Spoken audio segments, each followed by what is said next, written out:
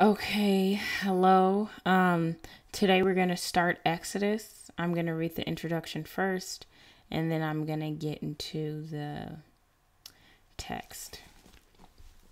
So, uh, this is what it looks like. Wait for it to focus. I guess it's not going to focus. Okay. And then I want to show you one more time what Bible this is, just in case you wanted to follow along with this one.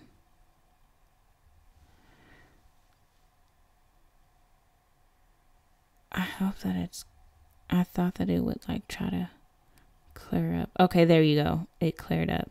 So Hebrew Greek Keyword Study Bible, and it's the ESV, which means English Standard Version. And this Bible includes introductions, which is introduction before each book of the Bible, footnotes, pretty much after each page, which is just information, other information.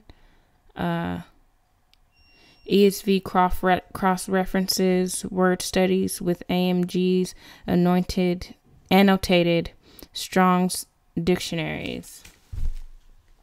So it's a Strong's dictionary for the Old Testament and the New Testament.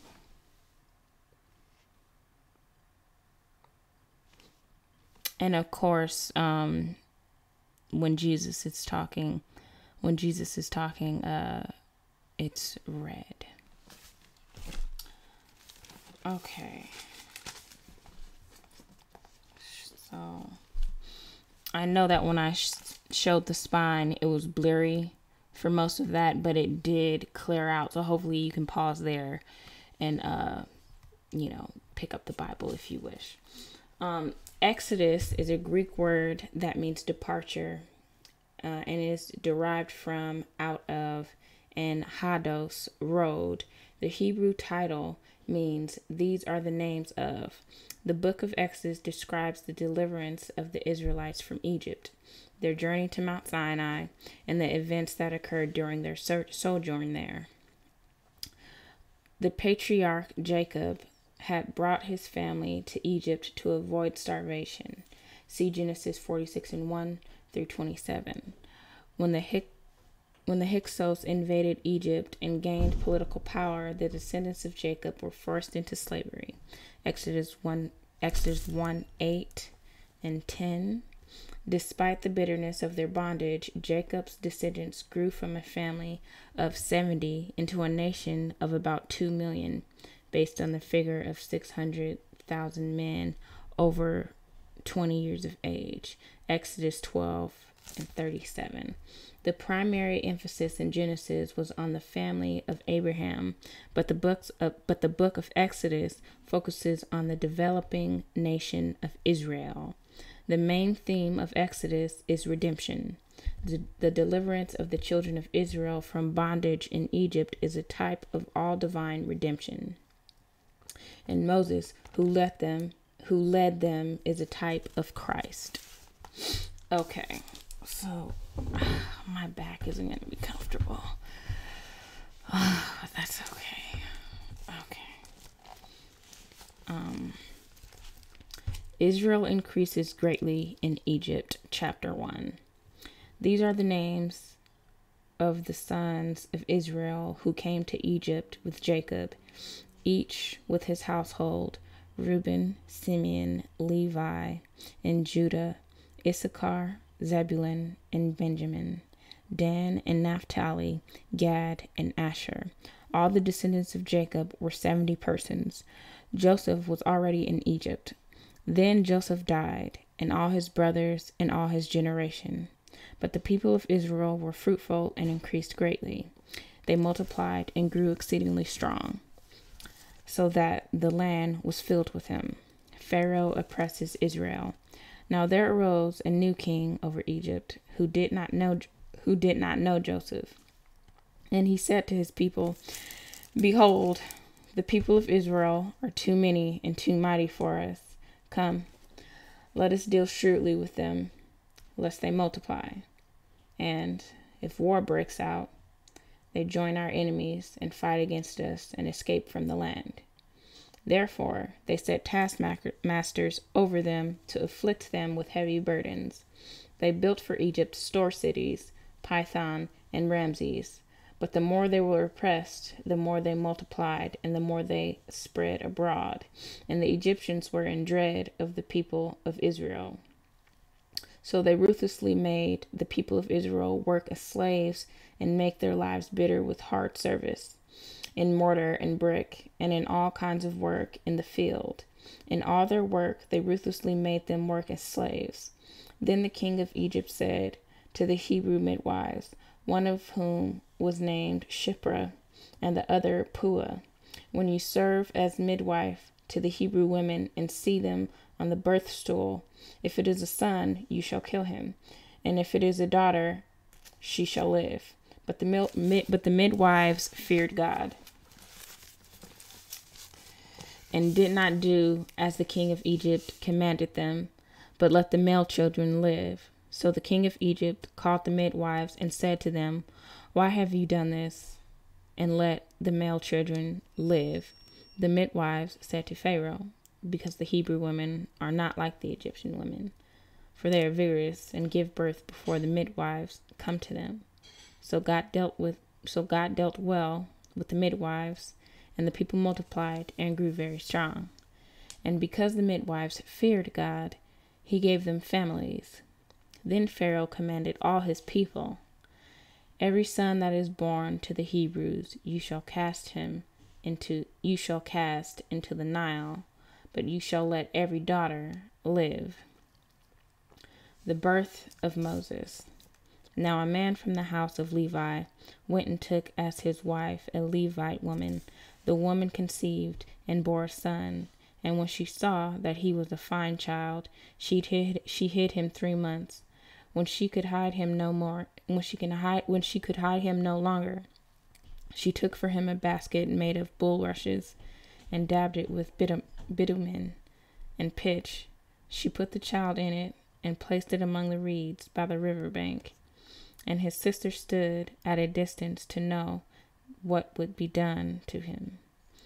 Now the daughter of Pharaoh came down to bathe at the river, while her young women walked beside the river. She saw the basket among the reeds and sent her servant woman, and she took it. When she opened it, she saw the child, and behold, the baby was crying. I'm so sorry, I forget sometimes, but we forgot to pray because we're opening up the episodes for today. So let me pray. Lord, I thank you for work, and I thank you for today. Lord, I ask you to be with me as I read. I ask you to help my voice. I ask you just to continue to inspire me. And Lord, just please instill in me what you will for these readings. In Jesus' name, thank you, Lord Jesus. Amen. Okay. When she opened it, wait, that's not where I was. She saw the basket among the reeds and sent her servant woman, and she took it. When she opened it, she saw the child, and behold, the baby was crying. She took pity on him and said, "This is one of the Hebrews' children." Then his sister said to Pharaoh's daughter, "Shall I go and call you a nurse from the Hebrew woman to nurse the child for you?" And Pharaoh's daughter said to her, "Go." So the girl went and called the child's mother. And Pharaoh's daughter said to her, "Take this child away and nurse him for me, and I will give you your wages."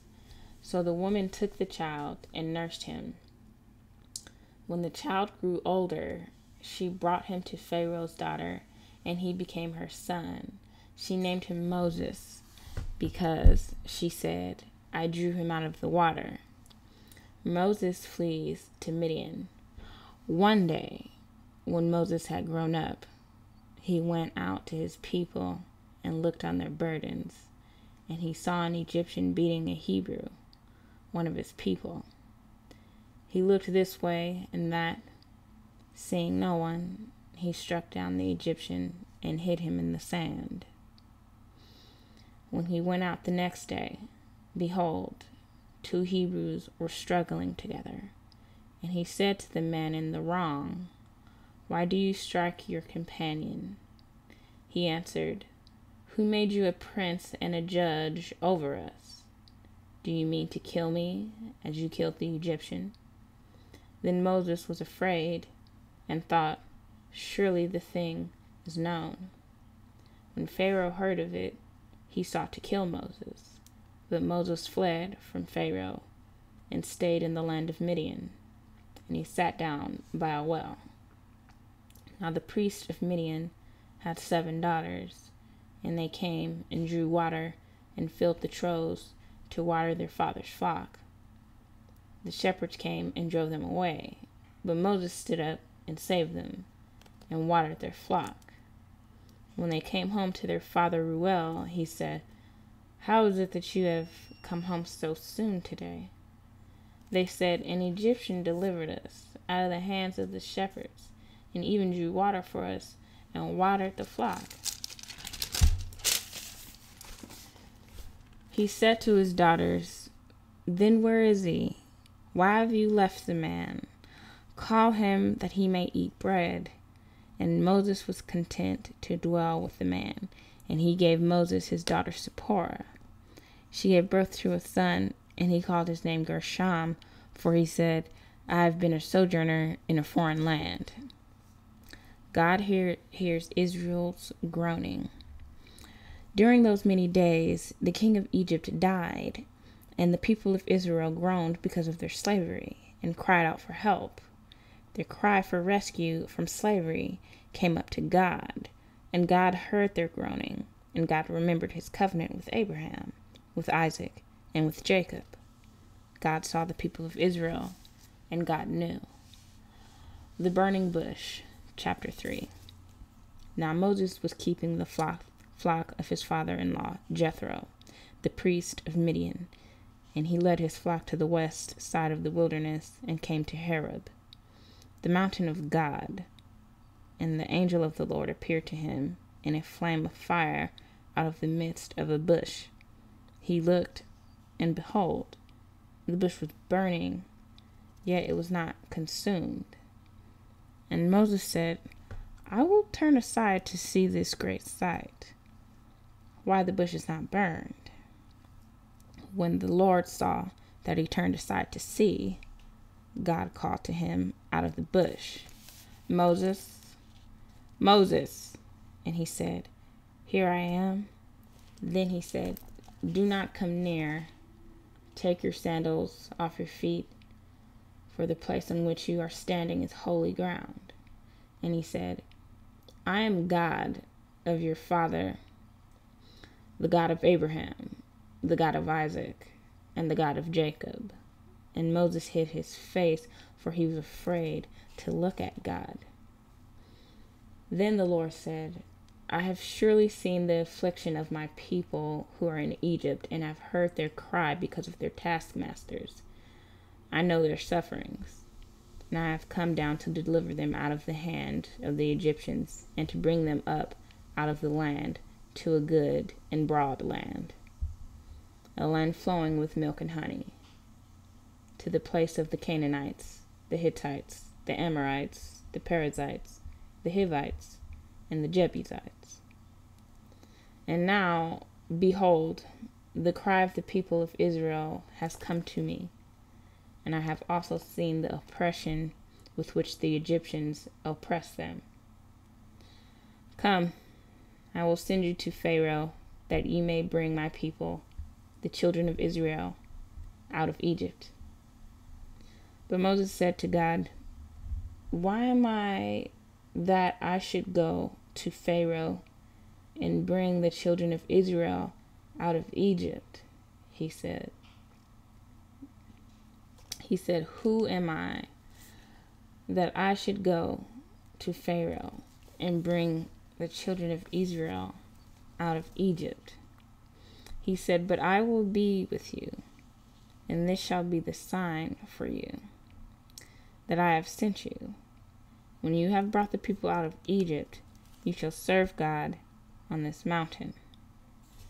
Then Moses said to God, "If I come to the people of Israel and say to them, 'The God of your fathers has sent me to you,' and they ask me, 'What is his name?'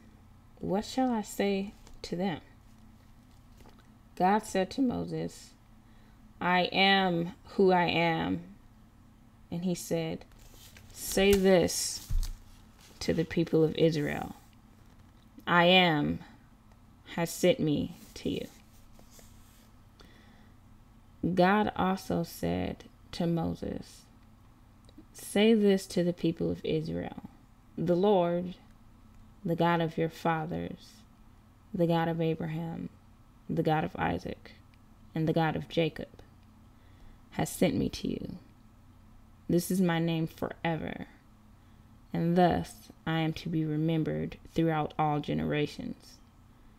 Go and gather the elders of Israel together and say to them, 'The Lord, the God of your fathers, the God of Abraham, of Isaac, and of Jacob, has appeared to me, saying, I have observed you and what has been done to you in Egypt, and I promise that I will bring you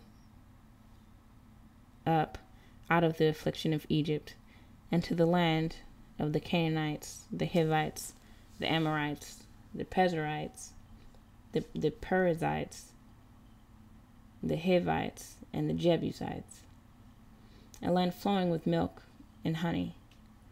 And they will listen to your voice, and you and the elders of Israel shall go to the king of Egypt and say to him, The Lord, the God of the Hebrews, has met with us. And now please let us go a 3 days' journey into the wilderness, that we may sacrifice to the Lord our God. But I know that the king of Egypt will not let you go unless compelled by a mighty hand. So I will stretch out my hand and strike Egypt with all the wonders that I will do in it. After that, he will let you go. And I will give this people favor in the sight of the Egyptians. And when you go, you shall not go empty, but each woman shall ask of her neighbor and any woman who lives in her house for silver and gold, jewelry, and for clothing. You shall put them on your sons and on your daughters, so you shall plunder the Egyptians. Moses given powerful signs. Chapter 4. Then Moses answered, But behold, they will not believe me or listen to my voice, for they will say, The Lord did not appear to you. The Lord said to him, What is that in your hand? He said, A staff. And he said, Throw it on the ground. So he threw it on the ground, and it became a serpent.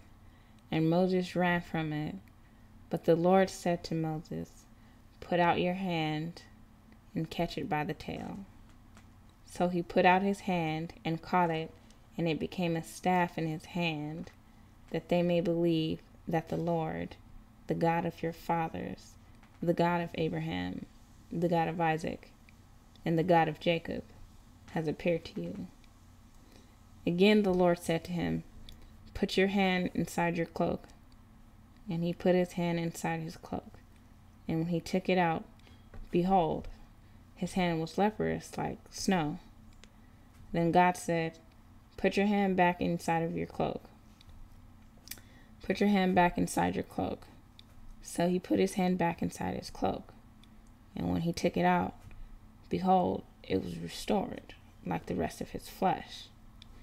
If they will not believe you, God said, or listen to the first sign, they may believe the latter sign. If they will not believe even these 2 signs, or listen to your voice, you shall take some water from the Nile and pour it on the dry ground, and the water that you shall take from the Nile will become blood on the ground, on the dry ground. But Moses said to the Lord, "O my Lord, I am not eloquent, either in the past or since you have spoken to your servant, but I am slow of speech and of tongue." Then the Lord said to him, "Who has made man's mouth? Who makes him mute or deaf or seeing or blind? Is it not I, the Lord? Now therefore go, and I will be with your mouth and teach you what you shall speak." But he said, "Oh my Lord, please send someone else." Then the anger of the Lord was kindled against Moses, and he said, "Is there not Aaron, your brother, the Levite? I know that he can speak well. Behold, he is coming. He is coming out to meet you. And when he sees you, he will be glad in his heart. You will speak to him and put the words in his mouth. You shall speak to him and put the words in his mouth. And I will be with your mouth and with his mouth, and will teach you both what to do. He shall speak for you to the people, and he shall be your mouth, and you shall be as God to him. And take in your hand this staff with which you shall do the signs." Moses returns to Egypt. Moses went back to Jethro, his father-in-law, and said to him, "Please let me go back to my brothers in Egypt to see whether they are still alive." And Jethro said to Moses, "Go in peace." And the Lord said to Moses in Midian, "Go back to Egypt, for all the men who were seeking your life are dead." So Moses took his wife and his sons and had them ride on a donkey and went back to the land of Egypt. And Moses took the staff of God in his hand. And the Lord said to Moses, "When you go back to Egypt, see that you do before Pharaoh all the miracles that I have put in your power. But I will harden his heart so that he will not let the people go. Then you shall say to Pharaoh, 'Thus says the Lord, Israel is my firstborn son, and I say to you, let my son go that he may serve me. If you refuse to let him go, behold, I will kill your firstborn son.'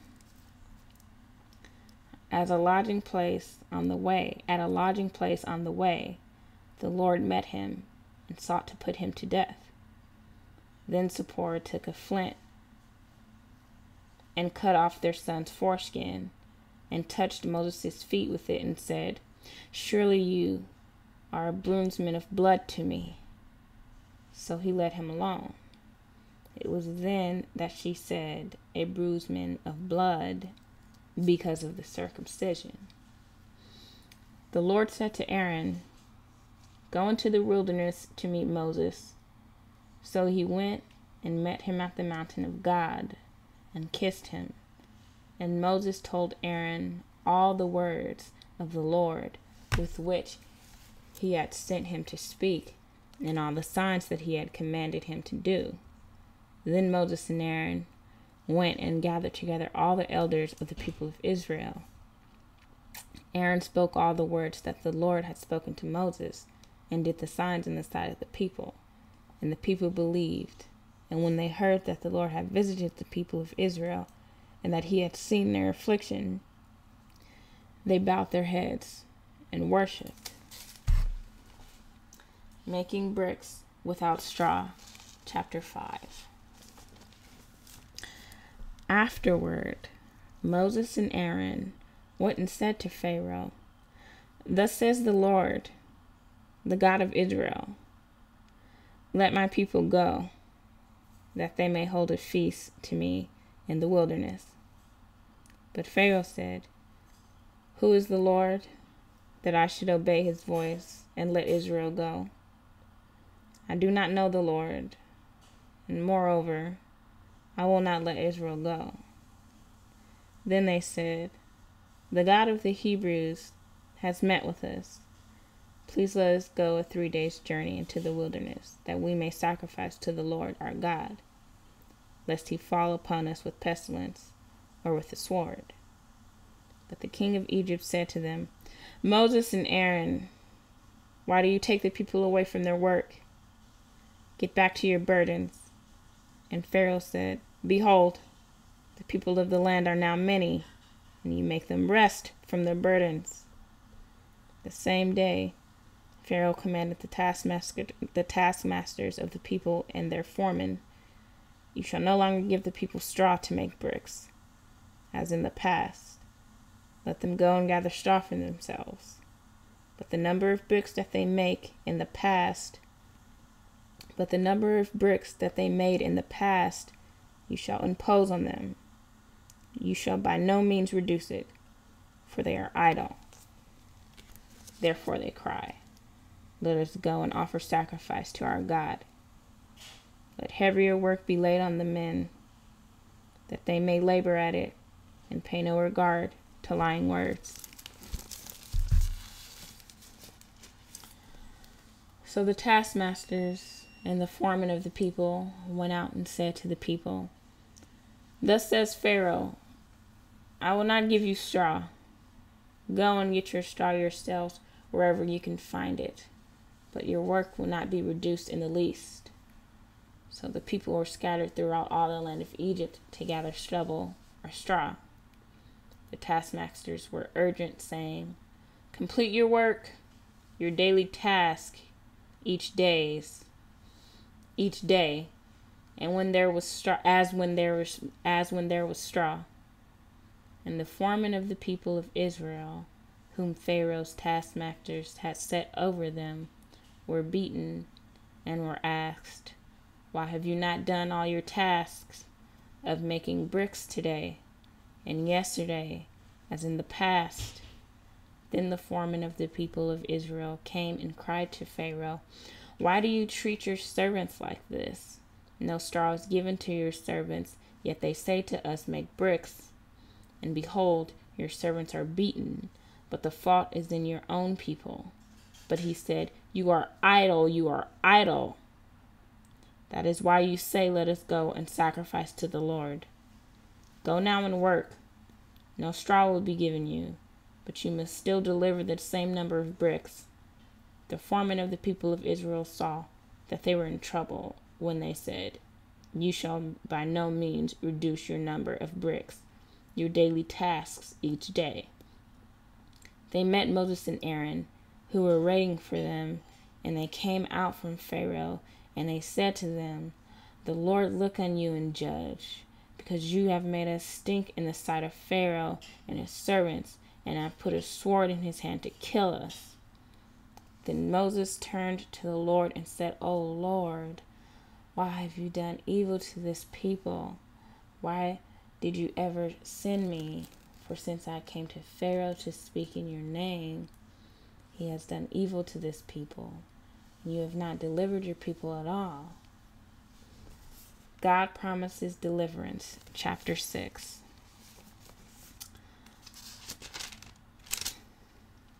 But the Lord said to Moses, Now you shall see what I will do to Pharaoh, for with a strong hand he will send them out, and with a strong hand he will drive them out of his land." God spoke to Moses and said to him, "I am the Lord. I appeared to Abraham, to Isaac, and to Jacob as God Almighty. But by my name, the Lord, I did not make myself known to them. I also established my covenant with them to give them the land of Canaan, the land in which they lived as sojourners. Moreover, I have heard the groaning of the people of Israel, whom the Egyptians hold as slaves, and I have remembered my covenant. Say therefore to the people of Israel, I am the Lord, and I will bring you out from under the burdens of the Egyptians, and I will deliver you from slavery to them. And I will redeem you with an outstretched arm and with great acts of judgment. I will take you to be my people, and I will be your God, and you shall know that I am the Lord, your God, who has brought you out from under the burdens of the Egyptians. I will bring you into the land that I swore to give to Abraham, to Isaac, and to Jacob. I will give it to you for a possession. I am the Lord.